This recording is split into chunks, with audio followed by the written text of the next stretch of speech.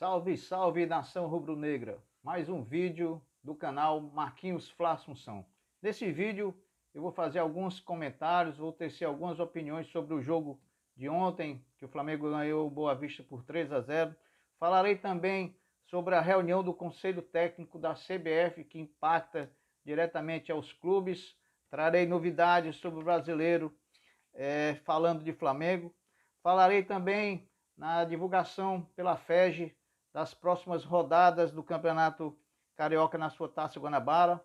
Falarei também da viagem de Marcos Braz e Bruno Spindel para a Europa e da renovação de uma grata promessa que estava com o contrato acabando e, graças a Deus, por conta de suas grandes exibições na Copinha e no Campeonato Carioca, o Flamengo renovou seu contrato e eu vou já dizer quem é. Bom, para não perdermos mais tempo e para começar falando do jogo de ontem, eu informo que a partida de ontem no Estádio da Cidadania teve um total de 9.124 torcedores presentes e sendo 8.748 pagantes, o que proporcionou uma renda de R$ 275.763 reais. Bom, meus amigos, falando um pouco do jogo, eu fiquei muito contente com o que vi, apesar de ser sabedor que é apenas o primeiro jogo, é apenas o primeiro contato do treinador Paulo Souza com a equipe numa partida oficial, mas o que a gente viu, acho que encheu os olhos de toda a torcida do Flamengo, salvo alguns torcedores aí mais exigentes que ainda questionaram muito a partida de ontem. Porém, eu fiz algumas considerações no meu perfil do Twitter, disse que o time está no caminho de ter um padrão de jogo, coisas que a gente não tinha nos dois trabalhos anteriores. Nosso time entrava, era um bando em campo, não sabiam para onde ir, corriam errado, e quando corre errado, as chances de dar errado também são muito grandes. Outra coisa que me chamou a atenção foi a boa leitura de jogo que tem o nosso treinador Paulo Souza. A todo momento fora do campo, questionando o posicionamento, chamando os jogadores para conversar, então fazendo o papel que é dele, né? É dele preponderantemente falando, porque aqui não tecendo críticas a um ex-treinador nosso, em nenhum momento o nosso Paulo Souza colocou a mão no bolso. Em relação aos destaques individuais da partida pelo Flamengo, foram vários, né? Considero que o Hugo também foi um destaque, apesar de não ser muito exigido, porém, às vezes que foi exigido, deu conta do recado. A dupla de zaga formada por dois jovens, Noga, que tanto nós como toda a torcida do Flamengo queria ver, e agora essa grata revelação do Cleiton, né, um baiano que veio acho que o nome do time que ele veio é Caian, negócio assim. Então, essa dupla nos surpreendeu muito. O Cleiton é um zagueiro clássico, né? Ele me fez lembrar muito, assim, o Aldair, quando saía com aquela perna esquerda, com aquela elegância.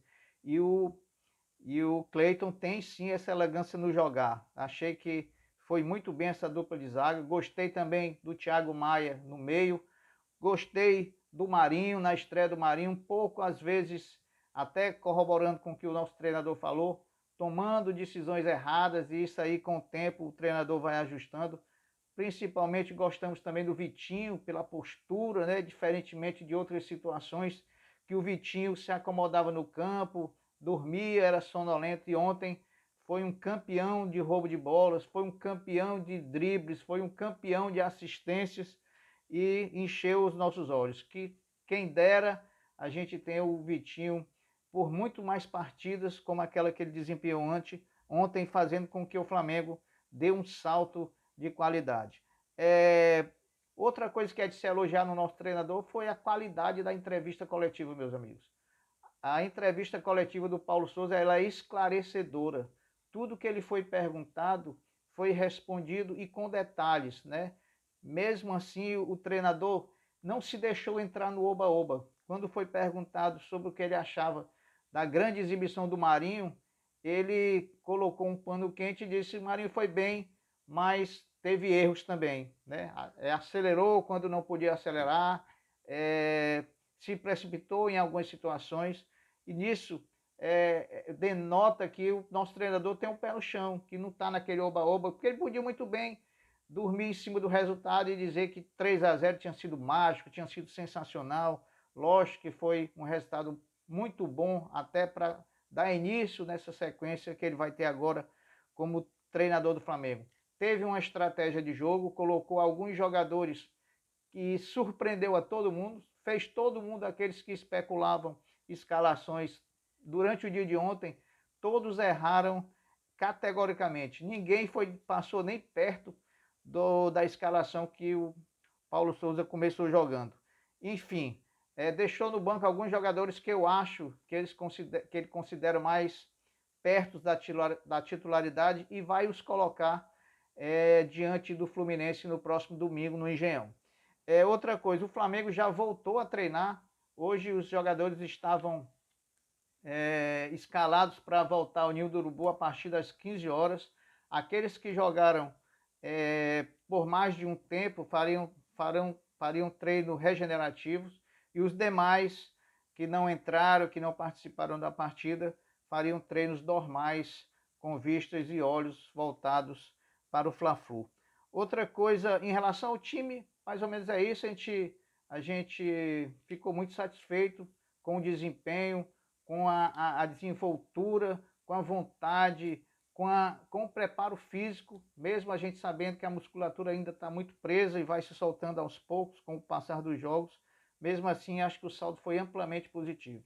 Outra coisa que nos chamou a atenção positivamente foi a transmissão da Flá TV. Né? Eu, particularmente, só pude assistir um primeiro tempo do jogo por compromissos assumidos com a minha religião. Eu tive que me ausentar no segundo tempo, mas até onde eu assisti no primeiro tempo, a Flá TV foi perfeita. E quando eu retornei, que o jogo já tinha acabado, eu fiz questão de, no meu Twitter, fazer uma pequena pesquisa com alguns torcedores para sentir deles como teria sido a transmissão no seu todo da Flá TV, se tinha tido mais algumas falhas como aquela diante do Volta Redonda, e a maioria esmagadora foi de que a transmissão foi excelente, que não teve problema nenhum.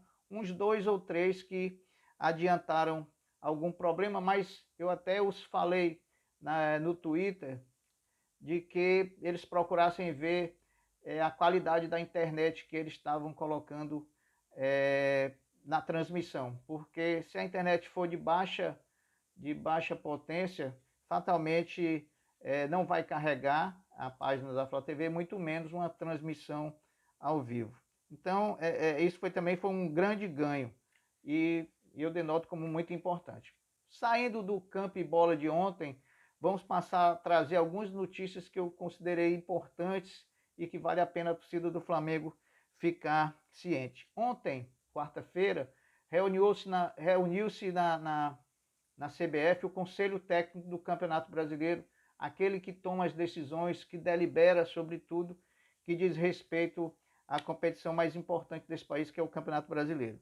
E lá foi acordado a quantidade ainda de inscrições, podem ser feitas de princípio 35 inscrições, podendo chegar ao máximo de 50 e até agosto. E no final de agosto você ainda pode escrever fazer 8 substituições. Então, basicamente, a mesma regra que servia para o ano passado. Durante esse conselho técnico foi também divulgada a tabela do Campeonato Brasileiro.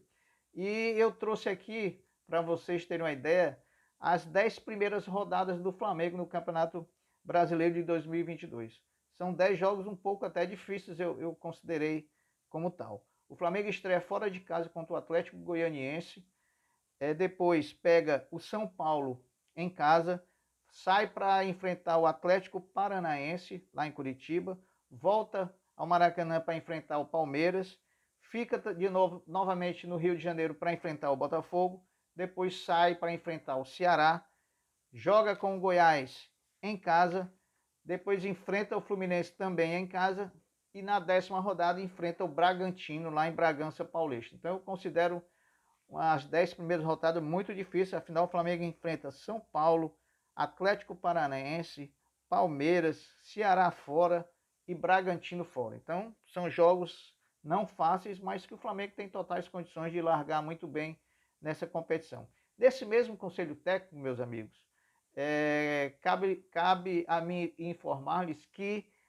por decisão unânime dos clubes, dos 20 clubes da Série A, eles aboliram aquela limitação do número de treinadores durante o Campeonato Brasileiro. Aquilo que só podia ter um treinador, que foi amplamente usado o jeitinho brasileiro para se burlar essa regra, que não funcionou em hipótese nenhuma, caiu. Esse ano de 2022 já não tem mais essa regra de substituição de técnico. Volta a como era antes. Pode ter quantos técnicos quiserem. Então, vai ser uma chuva de demissão aí, pode ter certeza disso. Outra informação que eu trago é que, com a divulgação da CBF da tabela do Brasileiro, a gente já pode confrontar com as datas FIFA de 2022, e a gente pode dizer que quem tiver jogadores convocados para a seleção brasileira nas datas FIFA em 2022 irá perder 7 rodadas do Campeonato Brasileiro.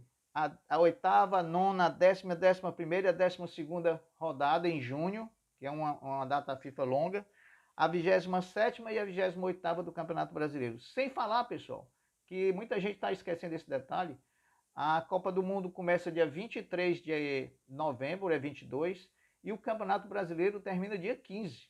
Então, fatalmente, como a gente sabe que a seleção brasileira se apresenta um mês antes, os times que cederem jogadores à seleção brasileira ficarão sem esses atletas na reta final do Brasileiro, naquele momento em que se decide tudo, e isso é uma notícia muito ruim, porque a gente sabe que o nosso time tem várias estrelas de seleções, tanto nacional como seleções sul-americanas, que fazem parte do elenco do Flamengo. Outra notícia que eu trouxe é que a FEG, e aqui veio uma confirmação que eu já tinha falado em algum vídeo meu e nas lives que eu participo, que a FEG, ao liberar mais 4 ou 5 rodadas do Campeonato Carioca, colocou o Flamengo para jogar em horários muito alternativos. E o que isso significa dizer? Isso significa dizer que o Flamengo vai estar fora da TV aberta em alguma dessas rodadas, que marcaram jogos para as 19 horas, para as 20 horas, para as 15h30, todos os horários que fogem ao horário normal da transmissão da TV aberta pela Record. Então, como eu tinha falado, que o Flamengo projetava que seriam transmitidos em TV aberta jogos seus apenas 4, isso contando com semifinal e final. Como já passou aquele primeiro da abertura do campeonato, eu acho que só vão ter aí mais 3 jogos, um semifinal e um final.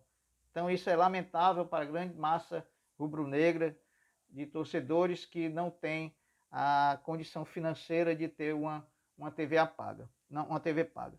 Bom, mudando agora de assunto, vamos falar da viagem do Marcos Braz. Confirmado até pelo GE de que Marcos Braz tinha ido a São Paulo, ele estava reunido com empresários fazendo o alinhamento em relação aos reforços de jogadores. O que é isso? Até denota-se a notícia de que ele se encontrou lá com os empresários Kia, Jorabichian e Bertolucci. Então, quando o Marcos Braz sair daqui para ir para a Europa junto com o Marcos Braz, ele já está tudo desenhado por onde vai, já sabem onde ir. Não tem essa história de dizer que vai sair do zero, que agora que vai começar a negociar para ter jogadores do Flamengo. Coisa nenhuma, né? Já está tudo mapeado, já sabe onde vai, já pode até traçar os caminhos e as rotas melhores para que ele chegue com mais rapidez ao destino que vai nos trazer de 3 ou 4 jogadores contratados para reforçar o elenco do Flamengo.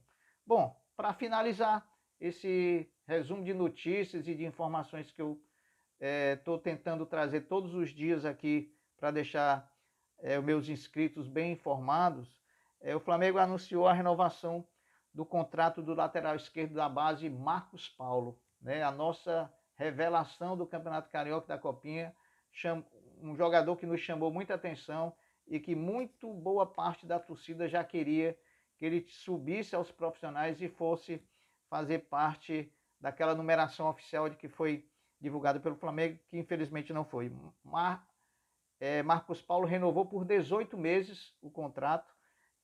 O Flamengo detém apenas 20% dos direitos econômicos dele, que foi comprado por R$200 mil junto ao Nova Iguaçu, mas nessa assinatura desse contrato há uma opção de compra de mais 50% ao final do empréstimo. Então a gente fica feliz porque a gente vai contar aí com mais 1 ano e 6 meses do concurso do Marcos Paulo, que é um grande lateral, e eu acredito que durante esse tempo ele faça a ascensão à equipe profissional do Flamengo, trazendo para a equipe da Gávea uma qualidade na lateral esquerda. Bom, meus amigos, por hoje é só. Eu queria pedir a todos vocês que me escutam nesse momento e que gostaram das informações que eu trouxe aqui nesse vídeo, que ainda não são inscritos no canal, que se inscrevam, que compartilhem esse vídeo, que acione o sininho das notificações para que o YouTube possa notificá-los e tornar o canal Marquinhos Fla Assunção relevante no mundo do YouTube, no mundo rubro-negro. Meu muito obrigado mais uma vez pela receptividade com que me acolheram através do meu canal, e eu espero estar correspondendo à expectativa. Um grande abraço a todos, fiquem com Deus, porque eu sempre estou com ele. Fui! Saudações rubro-negras!